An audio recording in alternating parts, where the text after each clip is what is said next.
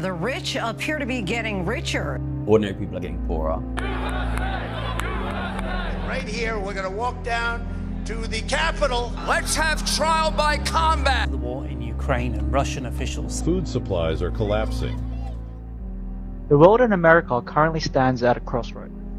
Economic anxieties grip millions, with rising prices, unsustainable debt, and a shrinking middle class threatening the American dream. Political polarization is sharper than ever, trust in government is eroding, and whispers of creeping authoritarianism are becoming shouts in academic halls and on the streets. As geopolitical tensions escalate abroad and debates over rights, freedoms, and the very structure of democracy intensify, one question looms. Where is the United States actually headed? Today, we're handing the question to artificial intelligence. By harnessing political science theories from the ancient cycles of Anacyclosis to Turchin's modern models of social instability, we'll ask, can algorithms forecast America's next political chapter? And more importantly, is it one we're ready for? Before we delve into the future of American politics, let's pause to consider how history itself predicts power's evolution. Political change isn't just random chaos, at least not if you ask the great thinkers. Our journey begins over 2,000 years ago. Polybius was a Greek historian of the 2nd century BCE, living during the rise of Rome. Taken as a hostage to Rome after Greece's defeat, it witnessed firsthand how a small republic grew into the dominant power of the Mediterranean. Unlike many historians who simply recorded events, Polybius searched for patterns.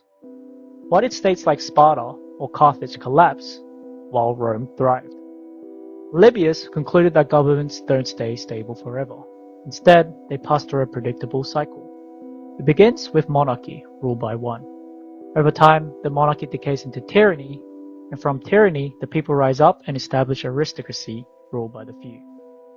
The elites grow greedy, and aristocracy corrupts into oligarchy. From oligarchy, the people again revolt, creating democracy. But democracy, too, becomes unstable, degenerating into mob rule or ochlocracy. Out of chaos, a strong leader emerges, restoring monarchy, and the cycle begins again. Polybius' ideas influenced political thinkers for centuries. Renaissance writer Niccolo Machiavelli echoed them in the Discourses, warning that republics inevitably decline unless renewed by crisis. In the 20th century, political scientists noticed similar patterns. Nations often rise, stagnate, and collapse in waves. One of the most ambitious modern versions comes from Peter Turchin, a scientist who applies mathematics and historical data to the study of societies.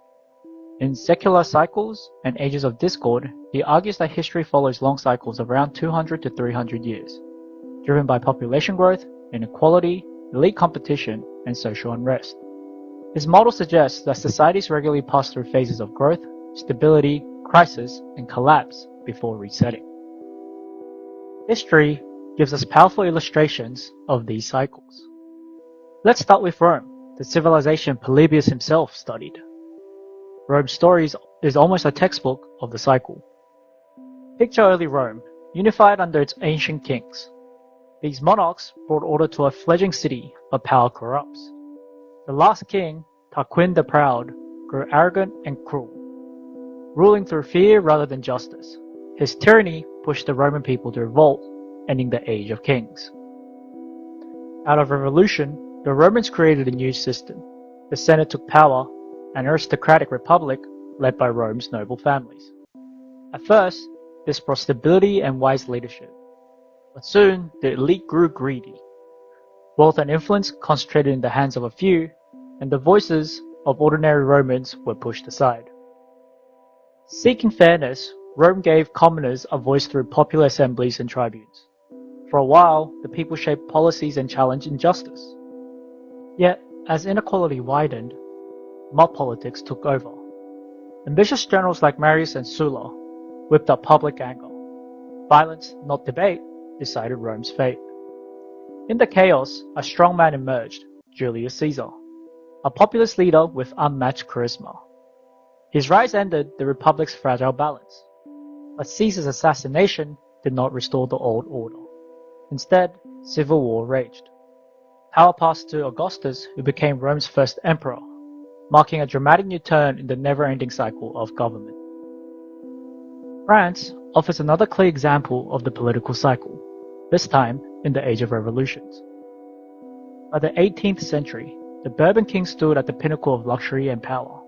Yet, behind the gilded walls of Versailles, the monarchy was growing ever more detached and extravagant. Louis XVI inherited a crown many saw as corrupt, and his attempt at reforms fell flat. To ordinary peasants, the monarchy had become synonymous with tyranny. The real power rested with the French nobility. Through the estate system, their grip on land, taxes, and privileges remained strong. While a Senate ruled Rome, in France, the States General existed, rigged to ensure the aristocrats always won. Revolution erupted with noble ideals: liberty, equality, fraternity. But as the monarchy fell, the movement spiraled. Paris streets filled with chaos, the Jacobins rose to power and unleashed the reign of terror. Guillotines cast long shadows over the squares as frenzy overtook reason. Out of this turmoil stepped a charismatic military leader, Napoleon. He promised order, stability, and renewed national pride. Like Caesar before him, Napoleon swept away democracy's remnants and crowned himself emperor, resetting the cycle once more. Meanwhile, across the Atlantic, the United States was charting a different course. Though firmly rejected the idea of a king, elite rule was far from eliminated. In its early years, America was governed by a powerful aristocracy, landowners and founding fathers whose concentrated influence shaped the nation's future. As the country grew, power shifted once again. By the 19th century, wealthy industrialists, famously dubbed the robber barons, wielded enormous influence.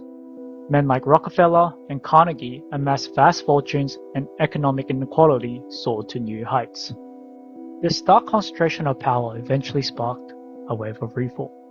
The Progressive Era, followed by the New Deal, brought significant expansions in voting rights and democratic participation, temporarily resetting the political landscape and empowering broader segments of society. Fast forward to today. Many scholars argue that the United States is entering a crisis phase long predicted by both Polybius and modern cycle theorists. Inequality has reached historical extremes. The top 1% now control more wealth than the entire middle class combined. Political polarization has grown so severe that it often paralyzes Congress. This division is further intensified by the rise of demagoguery, where populist leaders exploit social unrest and division to seize power. The emergence of a demagogue, exemplified by figures like Donald Trump, signals this dangerous stage, where charismatic authority undermines traditional institutions and deepens societal fractures. At the same time, elite overproduction, too many ambitious elites vying for few positions, fuels ongoing conflict. Social trust is breaking down, and confidence in institutions, from governments to the media and courts, is at all-time lows. Violent protests, contested elections, and political turmoil have become alarmingly frequent. In the words of Peter Turchin and Polybius, the United States now show every sign of a society in its disintegrative phase, standing on the edge of a reset.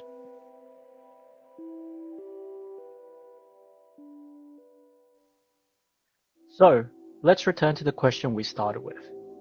How would artificial intelligence predict America's future? By combining history's patterns with today's data, this was its answer. I've analyzed the cycles of history, the warnings of political theorists, and the lessons encoded in centuries of social data. Now I'm using that knowledge to offer you a forecast of America's political, social, and economic future. In the short term, from now through 2035, I see America remaining trapped in a drift phase. You'll witness growing polarization, endless debates that water down genuine reform, and institutions that grow weaker, but don't fully break. Inequality will continue to widen, with housing and healthcare costs rising steadily. Younger generations will grow increasingly frustrated as economic mobility stagnates, making the American dream feel more out of reach. Furthermore, the nation is likely to endure repeated recessions or shocks, whether from tech sector busts, mounting debt crises, or climate disasters, which will further strain confidence in institutions and deepen social divides. This period resembles the late Roman Republic or the slow decay of the Ottoman Empire. Rampant dysfunction, but no immediate collapse. Looking ahead to the 2035 to 2050 window, history suggests that prolonged drift breeds a yearning for strength and order. If inequality keeps climbing and gridlock blocks real solutions, it becomes easier for a strong leader to step forward and centralize power. I see this as the moment when an authoritarian reset becomes likely, a time when democracy takes a back seat to promises of decisive action and renewed stability. If that happens, what comes next? Based on historical cycles, I anticipate an era of authoritarian stability that might last for decades, sometimes even a century. But as the pattern always goes, this phase eventually ends, leading either to collapse or to a wave of reform that revitalizes democracy and institutions. So if you ask me what's most probable, here's the sequence I'm seeing. America will drift for 10 to 25 years, experience an authoritarian reset, and eventually face a turning point. But if you're hoping for a different outcome, history does offer hope. The progressive era of the early 1900s and the New Deal of the 1930s remind us that dramatic renewal is possible, even in polarized times. Those eras required immense public pressure, cooperation from high-level elites, and leaders ready to champion change. Today, polarization makes this harder, but not impossible. In fact, external shocks, like climate disasters, financial crises, or major conflicts, could shake things up and force Americans to work together in unexpected ways. So you're standing at a crossroads, just as past generations once did.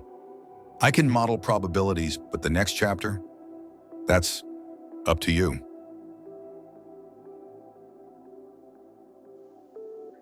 Thank you for watching the very first episode of AI Predicts. This is just a small but honest first step, and I truly hope to create even more valuable and engaging videos for everyone. It would mean a lot if you could leave a comment with your feedback, let me know what could be improved, and what you'd like AI to predict next. And if you enjoyed this video, please help the channel grow by subscribing. Once again, thank you so much for watching.